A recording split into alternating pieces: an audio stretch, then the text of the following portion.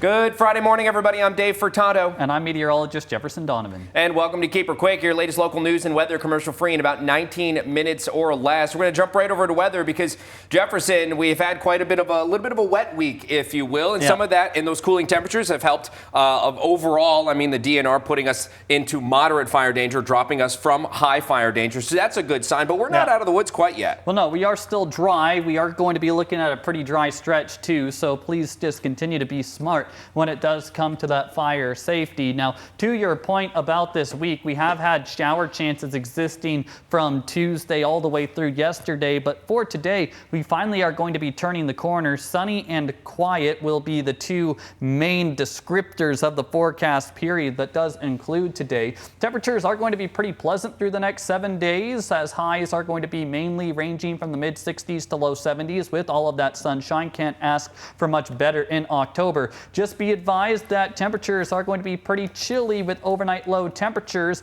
and we'll talk about that forecast. We'll talk about all three of these weather headlines, quite frankly, more coming up.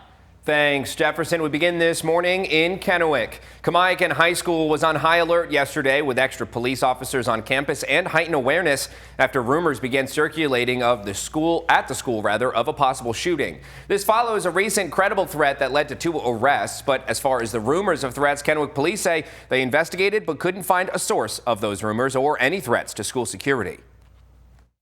If you overhear something, bring it to the security at the school, bring it to the school resource officer. It's our job to investigate those. We want to hear about it. We want to investigate it to make sure that everybody's safe.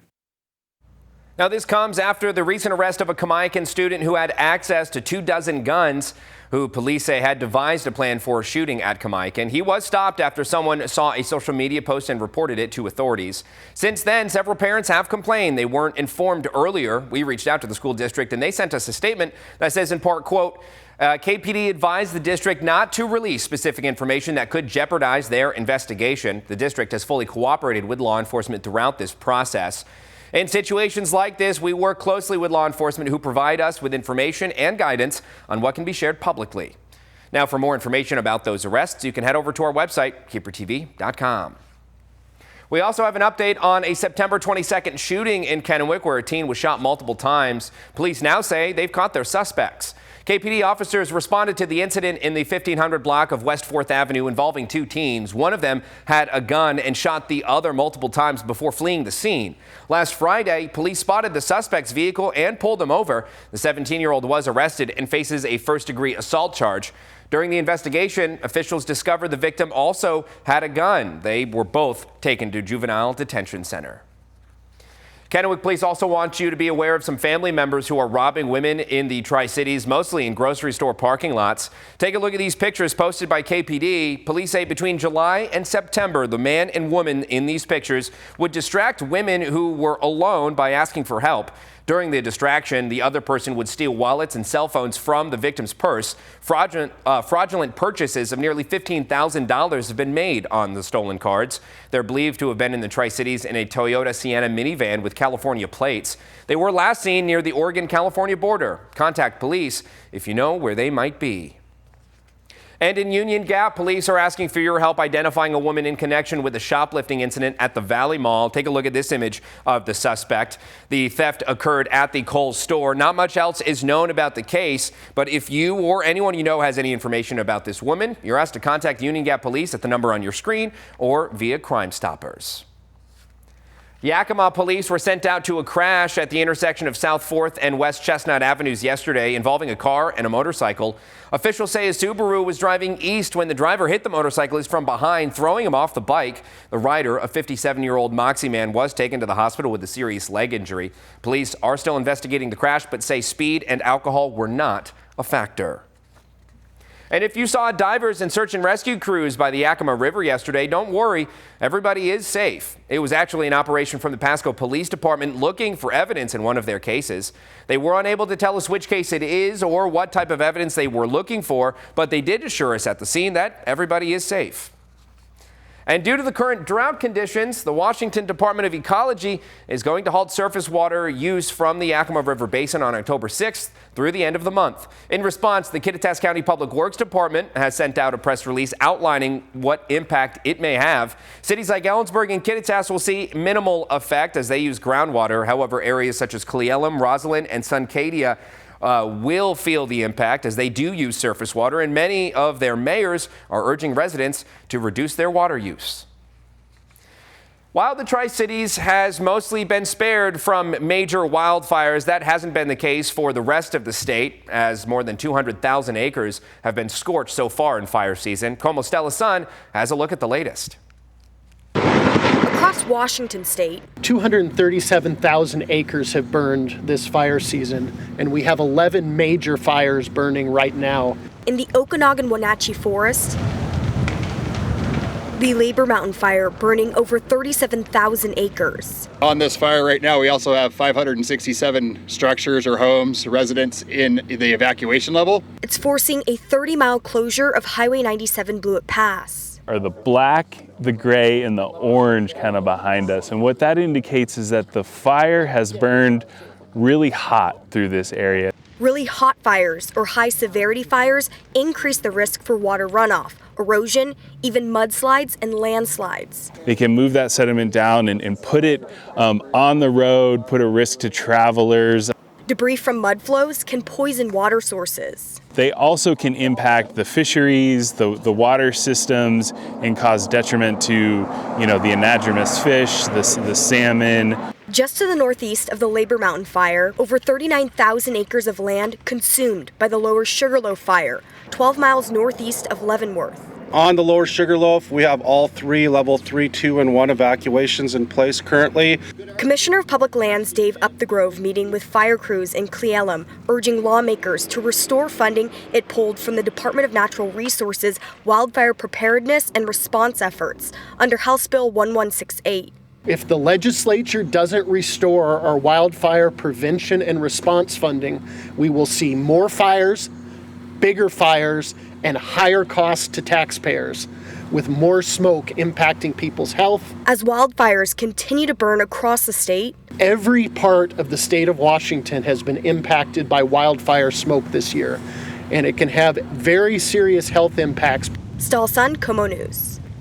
Como Stella's son, thank you. Jefferson, we seem to be trending good in terms of the fire. We're moving out of high fire danger, now moderate according to the DNR, but we're still dry out there. We're still seeing those moderate temperatures too, correct? Yeah, absolutely. And part of the reason why we are starting to move out of fire season is these cooler temperatures, or cooling temperatures, I should say. We're seeing cooler temperatures. We're seeing damper weather conditions. We're seeing more clouds. All of these have helped contribute to getting out of some of that extreme fire danger, some of that high fire danger. And as we go through the autumn season, we are going to continue, as you might imagine, getting out of that high fire danger. Today is going to be a very seasonal afternoon. High temperatures will reach the low to mid 70s in the Tri-Cities for today. We will see low to mid 70s in the Yakima Valley this afternoon, upper 60s to low 70s coming for the Kittitas Valley, with upper 60s to low 70s as well for the Blue Mountain foothills. Despite some clouds this morning, we will all be looking at sunny skies as we do get to the afternoon hours. Now let's just talk about wind speeds for a moment. Most of us are going to be looking at pretty light wind for both today and tomorrow.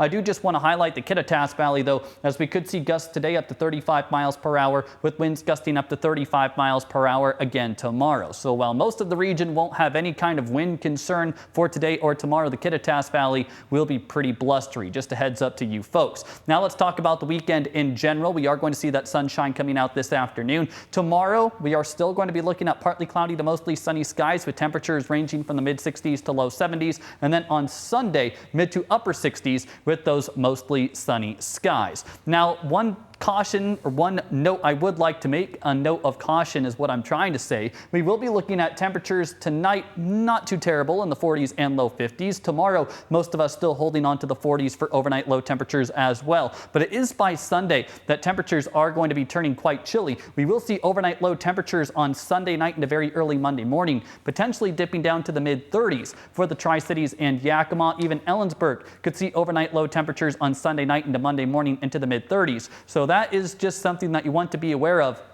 Maybe as you do start next work week or have your final sleep before you start next work week, you want to put that extra quilt on the bed. Now let's just take a look at the Storm Tracker Futurecast. I've mentioned it several times, mostly sunny skies through the weekend. The one maybe exception to that rule, there is going to be a very slim chance of showers for the Blue Mountains and adjacent foothills on Saturday. Nothing too concerning though, and most of the rest of the region will have no chance of showers really at all. Through the rest of the extended forecast, we are going to stay pretty sunny around the entire Pacific Northwest. It is as we get towards the end of next week, by next Thursday or Friday, that we will be tracking our next weather maker out in the Pacific. This could bring some more showers again to our general region by the time we get to next Thursday or Friday, but things are going to change a lot in the next week. That's something that we will focus on more by the time we get to next Monday and Tuesday. For the time being, just enjoy the nice weekend. Right now, I'm going to toss it back to Dave. Thanks, Jefferson. We move on to an update on the fined Amazon data center in Hermiston. We spoke with a representative from Amazon yesterday who stated the environmental infractions were self-reported by Amazon to the Oregon Department of Environmental Quality back in 2023. Public Affairs Specialist Anthony Sparrow with the DEQ explained why there was such a delay in issuing that fine. Our Office of Compliance and Enforcement only has so many resources, only so many staff members. They get to enforcements when they get to them. That doesn't mean that compliance plans are not set in place for violators who are repeat violators. Sparrow later confirmed this was the Hermiston Data Center's first violation and was subsequently of a lower priority. Washington State will see another minimum wage increase beginning on January 1st of next year. The minimum wage will increase by 47 cents an hour, going from $16.66 to $17.13 per hour. Meanwhile, the federal minimum wage will stay at $7.25. Now, this will mark the 9th consecutive year of minimum wage increases in Washington. During this 9-year stretch, the minimum wage has increased from $11 to that $17.13 per hour, which is expected to go into effect next year. Washington will continue to have the highest minimum wage among all 50 states. And as of Wednesday, the state has increased pricing on their annual Discovery Pass at a 50% rate. The Discovery Pass is a parking pass that allows you unlimited entry to Washington state parks. Governor Bob Ferguson signed legislation in May to help fund the national parks. It will now cost guests $45 annually compared to the previous $30 price tag. According to their website, the Washington State Parks' increased price will provide critical revenue to ensure that all parks stay open and operational. A little bit closer to home, construction on Broadmoor Boulevard in Pasco is continuing to see progress, but a warning for drivers, there could be some delays. The city has announced nighttime construction that will reduce traffic to one lane in each direction while crews lay asphalt and install temporary traffic lights. City leaders say the new lights have been ordered, but they are facing months-long delays. This will allow them to continue moving forward with the project, which is scheduled to wrap up early next year. One of the biggest West Coast car races is happening this week, and we're talking the 38th annual Fall Classic, hosted at the Tri-City Raceway. There will be 135 competitors, and what's unique about this race is that it takes place on the only half-mile tri-oval track in the nation. It's a must-attend event. When you come here, you don't even have to know about racing to love it. The energy here is electric. New fans are some of the best ones because they don't know what to expect, and then they come down and they get close to the fence and they feel the horsepower, they feel the speed, and it's a real eye-opener. Now, the races happen tomorrow and Sunday. Ticket prices start at $25, and a meet and greet will also happen on Saturday around 4:30. The city of Zilla celebrated the opening of a new playground at Lodges Park yesterday with a ribbon-cutting ceremony. KIMA's Aiden Connor attended the ribbon cutting and spoke to the mayor about the new development. It was only a matter of time and funding before the building of the new playground at Lodges Park. Well, the process has been going on for the last couple of years. Once we realized that we got the funding, we started asking the community what they would want, and we knew that we had to first address the aging skateboard equipment that we had in town. It was reaching the end of its lifespan. The design of the new playground pays homage to some of the city's history as well. Zilla is a town rooted in agriculture, which is represented by this tractor here at the newly opened Lodges Park. So one of the things that we wanted to incorporate in our parks is to bring the our history of agriculture in the valley and implement it inside our parks so the kids can see that as they've seen it their whole lives and make it a part of a recreational thing that they can enjoy. As pickleball has continued to grow in the state of Washington, the city also wanted to incorporate pickleball courts into the mix. And since pickleball is now the official state sport, we decided to go with pickleball courts, and they're being well used. The park, located at 710 Railroad Avenue in Zilla, has been in dire need of renovations for quite some time, and a new playground was seen as the solution. The feedback for the park has been positive. Everybody's been excited to see new amenities in town.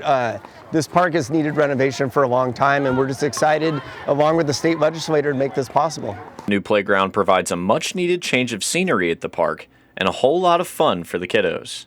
Reporting for Action News, I'm Aiden Connor. KIMA's Aiden Connor, thank you. And Mayor Carmack says the new playground is a lasting investment for the city's quality of life. The Mid-Columbia Reads Literary Festival is here, which features a free book giveaway and a visit from a New York Times bestselling author. Mid-Columbia Libraries is giving away a book called Remarkably Bright Creatures, an adult fiction book about healing through an unexpected connection to overcome personal loss and grief. More than 2 million copies have been sold.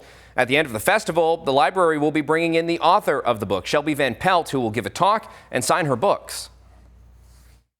Stories about the protagonist who works at an aquarium, cleaning and whatnot, and then she meets kind of an octopus there named Marcellus. They kind of come together and form a companionship. She's going through a hard time because her husband died, her son's missing, but kind of through her work and through her work with the octopus, she's able to kind of make it through that. Now, the event started on Wednesday and runs through November 13th when the author will be here in town. You can get the book for free at any Mid-Columbia Library location. They are first come, first served. And finally, last year, we brought you the story of a group of educators in Toppenish who gave every student in Garfield Elementary School a present at Christmas. This year, they are giving over 5 times as many presents, and they need the community's help. KIMA's John Franklin tells us more. Our goal is to obviously try to impact every student, so Blue Santa might be bigger next year. That clip was Garfield Elementary teacher Betty Zuniga after last year's Blue Santa event, where every student at the school received a Christmas gift. She was right, and is planning a bigger event for this holiday season. We just need 1,600 gifts for all the children here in Toppenish and Hera. Thank you. So this year we plan on doing all the elementary schools in Toppenish, which includes Kirkwood, Garfield, Valley View, Lincoln, and the preschool in Toppenish. This year they began their planning process in September. Last year, Mrs. Zuniga only learned about the idea of Blue Santa in late October. We did it in 2 weeks, so we're on a mission this time around, and we want to collect all the toys by November 21st. With bigger ambitions comes more people helping the cause. We went from having 5, it was easy over a text, but now that we're growing, we are making our own official Facebook page where you can get information for drop-off zones for our toys. Well, everyone is on the nice list, especially the people on this team. 1,600 toys is a tall task, but Mrs. Zuniga is looking for it to become even bigger next year. Next year, we want to expand and actually move to other districts as well and go spare some cheer with Santa. For Action News, Blue Santa! Ho, ho, ho, ho! I'm John Franklin. KIMA's John Franklin, thank you. And you can donate toys to drop-off locations at each of the Toppenish elementary schools, and you can get involved by finding their Facebook page. But that does it for us. Thank you for watching this episode of Keeper Quick. For more local news and weather, you can head over to our websites. That's KIMATV.com, as well as our Facebook pages. But while you're here, be sure to subscribe to our YouTube channel to keep up with our latest mini newscasts Monday through Friday. Have a fantastic weekend, everybody.